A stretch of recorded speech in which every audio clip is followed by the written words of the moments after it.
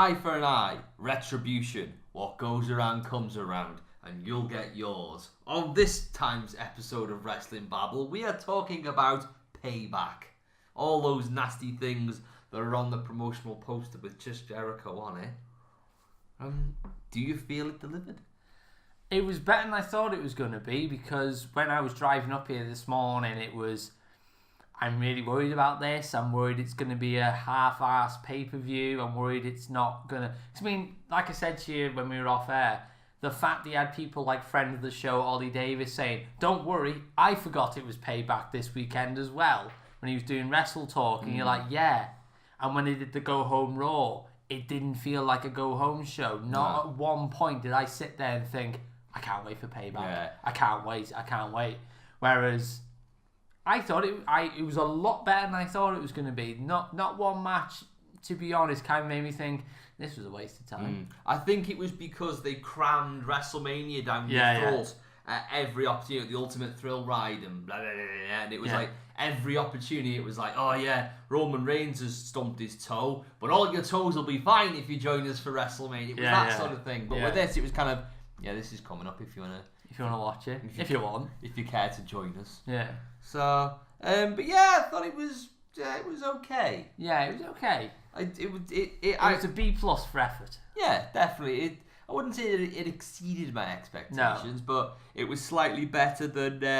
it wasn't the snooze fest I thought it was going to be. No. But we've got to talk about... I mean, there's a lot of things happening. Jericho winning the United States title, interesting, because he's going to be leaving us again soon. Well, again, a lot of people was kind of going, oh, well, he's going to lose because obviously he's got Fozzy dates coming up. But then this just makes it interesting. You think, well, he's obviously got to drop the title because he's buggering off again. Yeah, he's buggering off again. Unless, like I said, again, off air, I gave the impression maybe they're going to put him on just the house, like take him off the house shows and just put him on the TV stuff. Yeah, but again, he's got a date with Fozzy on a Tuesday, so I'm like, what are they going to do there? Yeah, and we've had a new women's champion, and Alexa Bliss beat Bayley in her hometown, and Neville retained his title. No, we got to talk about that quickly.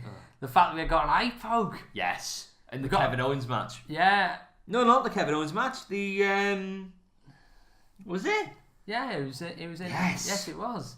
An eye gouge. Yeah, there was an eye gouge in there with Neville because he had the ref sort of off. Yeah. Prodded him in the eye. No, it was Jericho. Sorry, it was Jericho. Yes, because Jericho was walking out like this. So that was cool. But then we had Neville doing some heel tactics. The finger of America. Yeah, and we had heel tactics from Neville when he was pulling on the ref. Yes, we called that though. Heels are back. Braun Strowman put a whooping on Roman Reigns, which is an interesting angle because he's literally just had the snot knocked out of him for weeks now. Yeah. But let's be honest, the reason that most people watched this event was to see what happened in this so-called House of Horrors, man. Yes. Oh my days. Oh my giddy aunt. I was really on the fence for this all the way through because I was kind of like, this is hokey, this is this, this Hokey is the that. Hogan. Yeah, it was Hokey the Hogan and Rodney the Piper. It was all those things, but at the same time I was sitting there thinking, I'm kind of enjoying this for the shitness.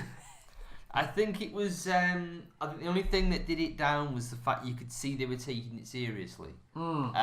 With past. I mean, let's face it. The last 12 months, we've had some of the best pre-taped matches. Oh yeah. With the whole the Broken Trilogy with the Apocalypto and the Final Deletion and all that. Yeah. But that was taken with a huge pinch of salt. The fact that he was shielding himself with a boat and they were firing fireworks just at each stupid other. Stuff like you knew it was one of them. This is that shit. It's glorious. Yeah. But this, they took it quite serious, and it almost felt like a shit US drama. Yeah. With the music and the fact that Bray Wyatt hit Randy Orton with a frying pan and then dumped a fridge on top of him. That fridge was more over than Roman Reigns. You know, it was like watching... They were proper selling it as well. It was amazing. It was like watching an episode of Bottom.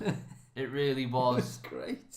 It's and the fact that when Randy went into the room with all the dolls hanging from the ceiling, it was all like baby noises and stuff. Oh god, it was amazing. But I think they were seriously like, oh, this is so twisted and weird. Yeah. Oh, it's so but it wasn't. It was just stupid. But that's what I'm... see, this is... I was expecting Tommy Wiseau to pop up somewhere. But that's what I mean. I think that's why I kind of liked it, because the whole theory on So Bad It's Good is they're trying to make something of like either art, or they're trying to make something which can be taken very seriously, which is obviously what they were trying to do here. They were trying to legitimize that this House of Horrors is a House of Horrors. It's not a nice place. It's not a nice place to be. It's down that bad road. But when you watch it, you're just like, this is just shit. But you love it for it, because you're like, you can tell they're really trying really hard with this. The one thing I thought this was missing, and they kind of did it, but obviously not to the degree that I wanted them to do it, is I knew there was going to be some kind of interference somewhere. Yeah. And what I was thinking is maybe they'll have people in like the sheep masks and that pop up out of nowhere and just beat up Randy Orton. That's what I was hoping would happen, but then instead we got the Singh brothers and Jinder, and No Carbs Mahal turned up. Old Bolly Club. Yeah, the Bolly Club turned up. Yeah, to sing. Oh, there we go. Yes. But yeah, it was. Yeah. It was okay. It was one of those. I thought, it's going to be bad, isn't it? But I got some humour out of it when I was watching it. Yeah, I can say a serious episode of Bottom. Yeah. Yes, exactly. And that was kind of it, really. But like I said, it was one of those events which, going into it, I was worried about it, because I thought this is going to be And we even talked beforehand saying if this doesn't really deliver much, we might just hold our hands and say, right, we'll stop on WWE for a little bit and move on to other things. But I'll still stick around, because I'm interested to see what they do with Strowman now, seeing as he's the biggest baby face in the company, and see what they do with him, and see what happens with Jinder Mahal. Yeah, see what happens with No Carbs and the Sing Club. Pepsi Max Mahal. Yeah, Pepsi Max Mahal, all maximum taste and no sugar. And just see what happens. I mean, I'm curious to see what happens with Jericho, because obviously AJ Styles is the #1 contender for the US title. So it'd be interesting to see if they actually make him drop it sooner, or whether they'll hold it off until Backlash. So I'm interested, but like I say, it was a B+ for effort for me, this show. Definitely.